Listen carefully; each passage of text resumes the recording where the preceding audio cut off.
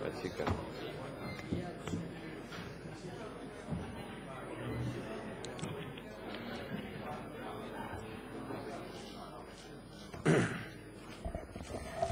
Bueno, si os parece, vamos a empezar ya. El segundo invitado de esta mañana es Miguel Blesa, presidente de Caja Madrid. Hoy estamos en una mañana monográfica de cajas de ahorro. El señor Blesa seguimos el formato habitual. Primero ponencia de Miguel Blesa y luego abrimos un turno de preguntas.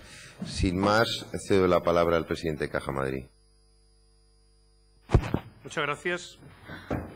Buenos días a todos. Gracias por su presencia. Realmente el título del ciclo de intervenciones con la que nos encontramos en este momento no podía ser otro, hablando de la crisis del sistema financiero, ¿no? Digo de crisis primero porque probablemente esta ha sido la crisis más mediática que se ha conocido, ¿no? En primer lugar, por su gravedad, porque ya hay quien habla que es la crisis mayor desde la Segunda Guerra Mundial, la comparan con la del año 29. Y segundo, también se ha hecho muy mediática por la resistencia de algunos a reconocer que nos encontramos en una situación de crisis. Pero bueno, ha pasado el tiempo y ya hay un consenso, primero, en que estamos en ella, segundo, en las causas de esta crisis, y empiezan también a esbozarse algunas ideas sobre las soluciones que se plantean, con discrepancias en cuanto al tiempo que vamos a tardar en salir de ella. Por lo que se refiere al sistema financiero, pues se dice que la solución está en equilibrar los balances, en simplificar los negocios y en reestructurarse, con una idea de la vuelta a lo básico, ¿no? Realmente, en agosto del año 2007, yo recuerdo que estaba en Madrid y ya empezaron a sonar las primeras alarmas cuando pues, el departamento, en la Caja, el departamento de Tesorería y Mercado de Capitales me decían, oye, que ha habido tal banco que ha ido al mercado hoy a pedir 30.000 millones a un día y o no se lo dan o se está dando ya a unos precios, los precios de entonces, altísimos. Algo está ocurriendo en el sistema. Hace un año, aquí en este mismo sitio, pues hablábamos del éxito que había representado la internacionalización de la empresa española, bancos, cajas, empresas en general, ¿no? Pero hay que ver en estos 12 meses la de cosas que han ocurrido, ¿no? Hemos asistido a una auténtica hecatombe y ahora ya me centro más en el sistema financiero. Hay 700 entidades que han sido rescatadas por unos o por otros, con la pérdida de valor, la destrucción de valor que eso ha supuesto. Según el Fondo Monetario Internacional, hay 4 billones españoles, pero de dólares americanos, de pérdidas directas en el sistema financiero. La mitad de la capitalización de las entidades pues se ha volatilizado. Yo, por darles algún dato, uno de Europa y otro de América, en el caso del Royal Bank of Scotland, hace un año capitalizaba 119.000 millones y hoy capitaliza 20.000. Y el caso americano, de 261.000 millones, capitaliza 18. Eso en un año. Con lo cual, como decía, la gravedad de la situación se pone de manifiesto en datos como estos, que no son más que una muestra. Y luego, aparte de eso, el coste económico y social que supone las aportaciones que los Estados han tenido que ir haciendo. El propio Fondo Monetario Internacional dice opina que los países del G20 en 5 años van a tener una deuda superior al 100% del Producto Interior Bruto como consecuencia de las aportaciones que han tenido que hacer. La forma en que se salga de esta crisis pues es importante porque va a determinar cuál va a ser la estructura del sistema financiero una vez finalizado este periodo. El propio Fondo Monetario, en su informe de estabilidad de primavera, pues decía que había que resolver problemas de valoración de activos, el acceso a la liquidez y los déficits de recursos propios, déficit de capital. Yo creo que en España se están abordando bien la solución a estos problemas gracias, digamos, a la intervención de las autoridades, de los supervisores. Caso de la liquidez. Se cerraron los mercados y se fueron buscando vías alternativas. Concretamente, el Banco Central Europeo pues está concediendo liquidez, la liquidez que solicitan las entidades, a buen precio, con garantías y en plazos que han ido incrementándose hasta los 12 años. Y además, en los vencimientos, la disposición del banco está a renovar esas ayudas. Eso ha hecho que en el sistema financiero español entren 70.000 millones de euros a través de estas ayudas. Pero además el Banco Central Europeo, igual que ha ocurrido con la Reserva Federal Americana y ha ocurrido con el Banco de Inglaterra, pues también se propone la compra de activos privados hasta 60.000 millones. Ahí podemos pensar en nuestras cédulas hipotecarias y en pagarés. Y a estas dos ayudas, añadimos las que está llevando a cabo el Gobierno español como a través, primero, de las garantías que está prestando a las emisiones que están haciendo las entidades españolas. Gracias a eso, en un momento que los mercados estaban muy difíciles, se han podido colocar 20.000 millones de euros, más los 19.000 millones en la compra de activos de alta calidad. Estas medidas, Banco Central Europeo y las medidas del Gobierno español, pues han evitado el colapso del sistema en un momento muy difícil. Pero qué duda cabe que son medidas excepcionales, que no van a durar siempre y, en consecuencia, habrá que llevar a cabo las reformas que eviten el repetir situaciones como esta. Me he referido a la liquidez. La otra cuestión importante era el déficit de recursos propios. La verdad es que el sistema español se ha comportado bien porque hoy en el Tier 1 hay una media de 8,4% del Tier 1 frente a un 8,5% que tiene el resto de los países europeos, teniendo en cuenta que han recibido ayudas públicas, ¿no?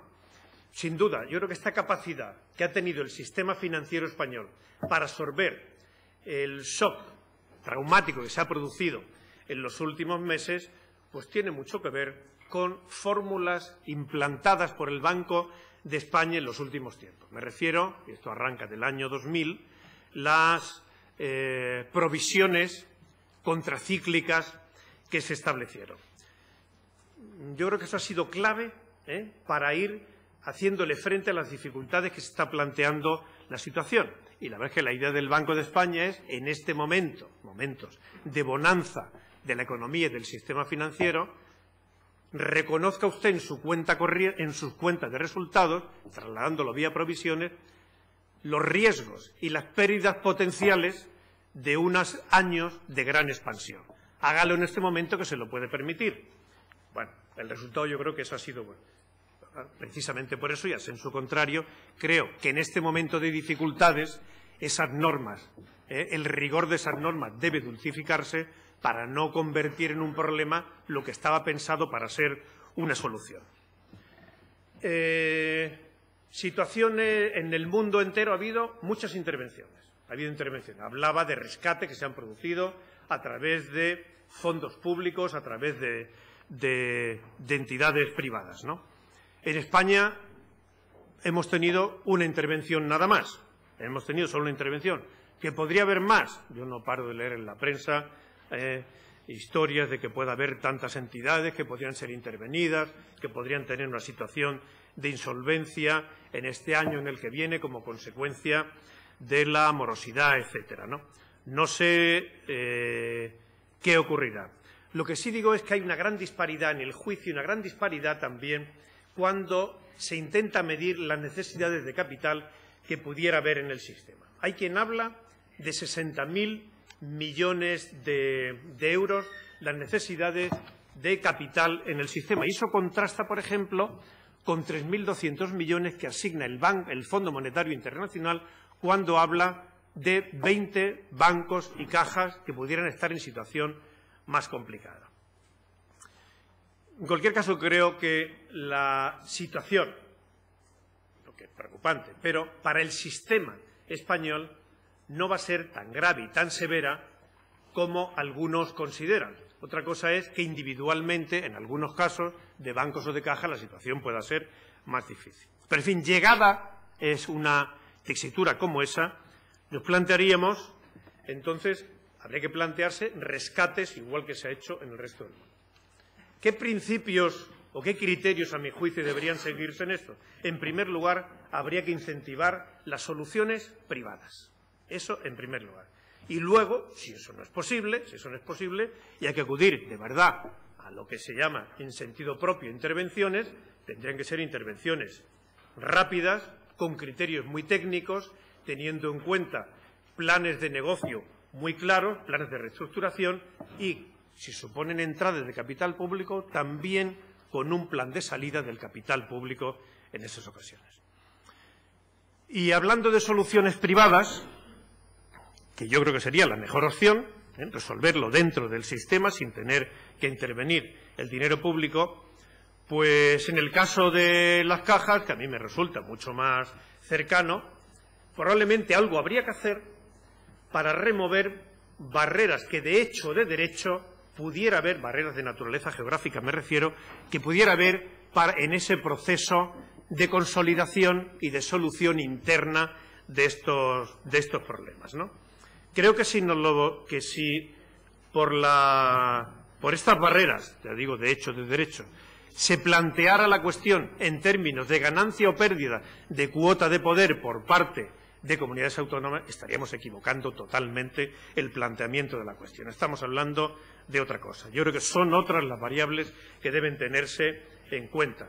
Se habla a veces de fusiones interregionales con cierta premura y yo creo que eso debiera pensarse más. ¿Por qué? Pues por la redundancia que se puede producir. Uno puede analizar esa redundancia con arreglo a diversos criterios. Asignar a cada oficina, por ejemplo, asignarle un ratio de eficiencia, bien sea por rentabilidad por oficina, rentabilidad por empleado, volumen de negocio por oficina, volumen de negocio por empleado, y utilizando el sistema que fuere, lo cierto es que se producirían importantes redundancias en caso de fusiones interregionales.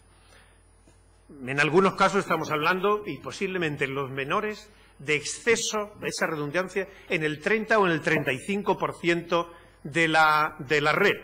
Y hay casos en que la redundancia equivale al número de oficinas que pudiera aportar una de las cajas. De manera que creo que ese debe ser el criterio puro de eficiencia, el que debe tenerse en cuenta y no otros. Estas medidas, las que ya hemos visto que se han producido en el mundo, en Estados Unidos, en Europa, las que tenían que producirse en España, hombre, un cierto grado de acuerdo y de consenso deben tener entre fuerzas políticas, los profesionales, los reguladores, los supervisores, porque son de gran trascendencia, ¿no? Ahí, si repasamos lo que está ocurriendo en algunos países, pues hay sectores enteros que han quedado bajo la tutela de los gobiernos, ¿eh? Piensen, por ejemplo, en Gran Bretaña, ¿no? El Royal Bank of Scotland. Piensen en el Joy, en el Hippo Real Estate, el Citi en Estados Unidos. Algunos quieren librarse de ese paraguas público devolviendo lo que recibieron en su día. Fenomenal, bienvenido. Pero lo cierto es que está ocurriendo eso. Y en Gran Bretaña, que es un país paradigmático en cuanto al peso que el Gobierno va a tener los fondos públicos en la salvación del sector, el caso de Northern Rock, ¿no? Hay una serie de auxilios, de ayudas, a veces indiscriminadas, que se han producido en el sistema y yo creo que han creado una competencia desleal de la que saben muy bien algunas entidades españolas, sobre todo porque tienen implantación internacional.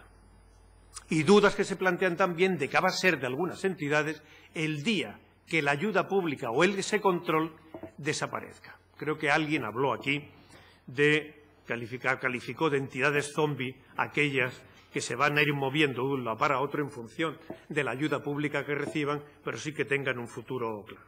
Habría que recordar también la enseñanza de algún economista de hace ya de muchos años que hablaba de ese trade-off entre la estabilidad de hoy y la estabilidad del futuro y probablemente ayudar a bancos no viables o cajas no viables en un momento determinado, podría estar evitando, obstaculizando la aparición de entidades eficientes para un futuro.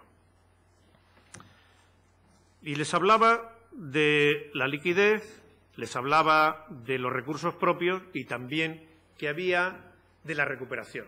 Claro, lo más importante es saber cuáles son las fórmulas para recuperar esta situación. Superar la situación y recuperarla del pasado. En cuanto a plazos, hay quien habla, se decía que de acuerdo con la experiencia y con la historia, podríamos estar pensando que esta crisis en 2 o 3 años se había superado, ¿no? Sin embargo, hay quien, por ejemplo, Krugman, habla de que en el caso de España estamos entre 5 o 7 años para la recuperación. Hay algo que sí es seguro, y es que la foto del sector, finalizada esta crisis, dure lo que dure, yo creo que no se va a parecer a la que tenemos en este momento. Primero, porque puede que los fotografiados sean menos, y segundo, porque el negocio posiblemente también va a ser distinto. Les hablaba antes de que hay quienes recomiendan la vuelta a lo básico, al negocio básico. Si volviéramos a las esencias de la banca, probablemente la española está muy bien situada, ¿no?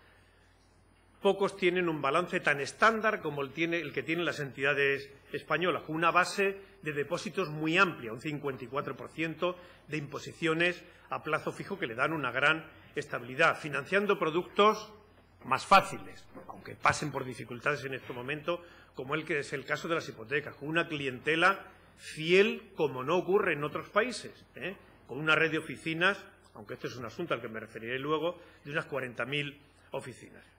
En otros sistemas, sin embargo, ¿qué es lo que tenemos? Eso que algunos han dado en llamar los megacasinos de inversión y que probablemente pues, van a desaparecer, ¿no? Algunos están reconduciendo ya a bancos comerciales mucho más simplificados. Es el caso de Bear Stearns por parte de JP Morgan Chase o de Merrill Lynch en el caso del Bank of America, ¿no? Pero yo creo que sobre todo, lo que se plantea en el camino de las soluciones, más que cualquier otra cosa, son las necesidades de recursos propios. Y probablemente nos vamos a encontrar con que ya Basilea va a endurecer las condiciones en cuanto a requerimientos de capital, claramente al alza, pero además bonistas, analistas, inversores, hasta los clientes, reclaman una mayor solidez y fortaleza en el capital para hacer frente a posibles o probables situaciones análogas a las que estamos viviendo, ¿no? ¿Y qué ocurre? Pues estas exigencias de recursos propios nos imponen un gran reto a las cajas. ¿Por qué? Pues porque nuestro sistema de recursos propios está basado en retenciones de capital, es decir, destinamos una parte a la obra social, pagamos impuestos, destinamos una parte a la obra social y el resto lo estamos destinando a reservas. Pero si vienen tiempos en que los beneficios se van a reducir, se reducirá también la posibilidad de incrementar los recursos propios por las reservas y, por lo tanto, no estaremos en línea de solucionar este problema que se plantea. Se impone, por lo tanto, una revisión del esquema de recursos propios que tenemos en las cajas. Y recursos propios los tenemos vía reservas, como acabo de decir, de preferentes, o tenemos vía subordinadas. Pero esto como es como en los embutidos, hay patas negras, y aquí la pata negra es el capital. Tenemos un instrumento desde hace muchísimos años, que son las cuotas participativas, pero solo CECA emitió cuotas participativas y después lo ha hecho la Caja de Ahorros del Mediterráneo, ¿no? El resto, o porque no interesaba, o porque no se necesitaba, o porque no se consideraba atractivo, de las cajas no han emitido esas cuotas, ¿no? Tenemos el anuncio de un plan de reestructuración bancaria que va a afectar a todas las entidades, bancos y cajas, y que en el caso de las cajas se habla de la emisión de cuotas participativas con derechos políticos. Yo, como no he visto ningún texto, poco les puedo hablar de esto. Les hablo de oído. Y probablemente no había más remedio que hacer las cosas así, ¿no? Y cada vez que se habla de cuotas participativas y con derechos políticos, aparece para las cajas el fantasma de la privatización, ¿no? Y yo creo que debemos abandonar esos fantasmas, ¿eh? Debemos de dejar, en la situación en la que nos encontramos, debemos de dejar ya de pintar bisontes en la cueva, ¿eh? Estamos en el siglo XXI. Se han conmocionado los cimientos del sistema financiero mundial, del español también, le afecta a la mitad del sector financiero español, que son las cajas, por lo tanto, arbitremos soluciones que permitan acabar con algunos problemas. Si no, no a ese miedo de la privatización, que por emisión de unas cuotas participativas no se van a privatizar las cajas. Eso sí, ocurrirá algún día, supongo que sería la decisión, la iniciativa de un gobierno y la decisión de un órgano legislativo, pero eso no va a ser consecuencia de que pasado mañana alguien emita cuotas participativas, ¿no? Yo creo que se trata de solucionar un problema. Y si se ha visto que para un sector pasa por esta emisión de cuotas participativas, pues habrá que hacerlo, ¿no? Yo creo que por defender las esencias, yo entiendo mal las esencias de un sistema que es el de cajas, no vamos a terminar entonces muriendo vírgenes y mártires, ¿no? Y creo que no se trata de eso. Hablamos antes de la red, ¿eh? Claro que habrá que optimizar la red. Si se produjera un proceso de concentración, bancos, cajas en el sistema financiero español, seguro que habrá redundancias dentro de la red. Tenemos una red aproximadamente de 40.000 oficinas, una por cada 1.000 habitantes, y eso no tiene precedente en Europa. Yo creo que la media europea debe estar en 0,45 oficinas por cada 1.000 habitantes y en España, como les digo, estamos en 1.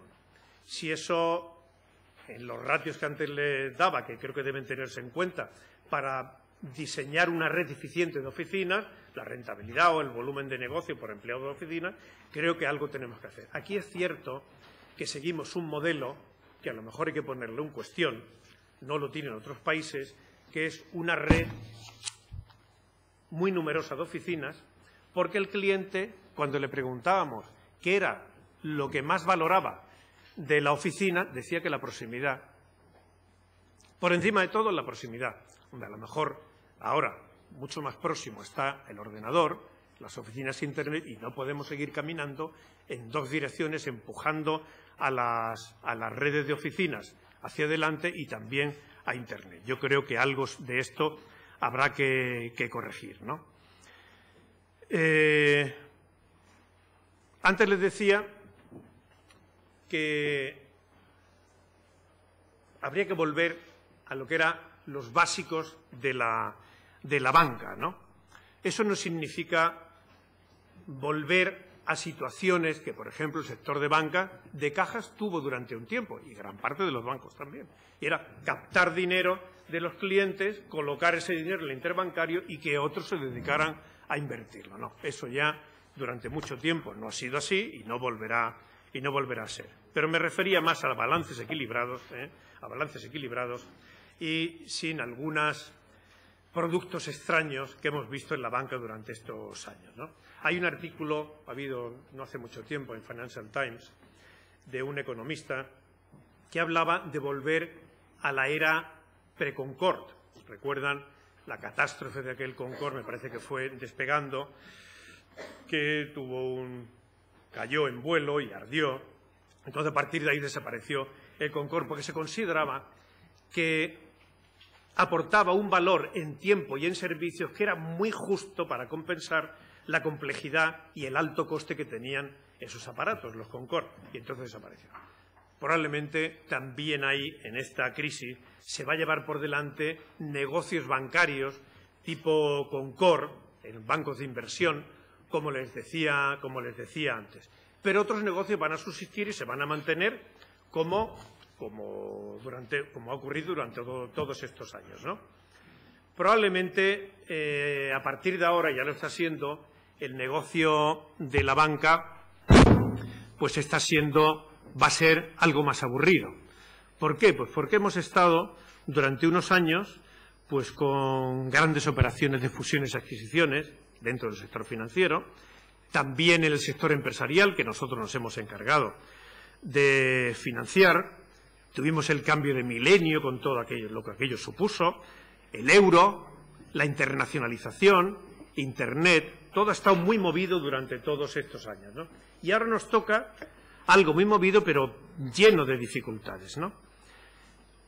El gran reto para nosotros es saber hacer frente a todas esas dificultades en una crisis que ninguno de los presentes hemos conocido como tal y que estamos convencidos que va a cambiar el sistema. Pero, como antes decía, de cómo enfoquemos las soluciones a esta crisis va a depender muy mucho del sistema financiero que nos encontremos dentro de unos años, ¿no? Sean 5, sean 7, eso yo ya no lo sé. Bueno, pues estas son las reflexiones que yo les quería trasladar en relación con la crisis que estamos viviendo y la repercusión que tiene en el sistema financiero. Les agradezco su atención y las preguntas que quieran estoy a su disposición. Bueno, una primera pregunta desde la mesa. Señor Blesa, cuando se habla de balances deteriorados aquí en España, entidades financieras, ¿por qué se habla más de cajas que de bancos? No lo he hecho yo. No lo he hecho yo, ¿eh? Pues sí, no sé por qué razón, porque supongo que de todo hay en la viña del Señor, ¿eh? Entonces yo prefiero por eso hablar de entidades financieras, porque las dificultades las estamos viviendo todos, ¿no? Y es una muletilla eso de hablar de las dificultades de las cajas que yo no voy a fomentar. Bueno, abrimos el turno de preguntas. Por favor, hay que identificarse antes de cada pregunta. Una sola pregunta. Como es habitual, hable Ángel Gómez Escorial. Bueno, sí. Preséntate entonces. Buenos días, señor Blesa. Buenos días. Una pregunta general. Ángel Gómez Escorial, Banca 15, Carta Confidencial. Ustedes perdonen. Yo solamente le pediría, marcando usted si quiere la intensidad, una pregunta sobre el problema de la politización en las cajas. No tengo otra, pero considero que es buena para abrir el diálogo.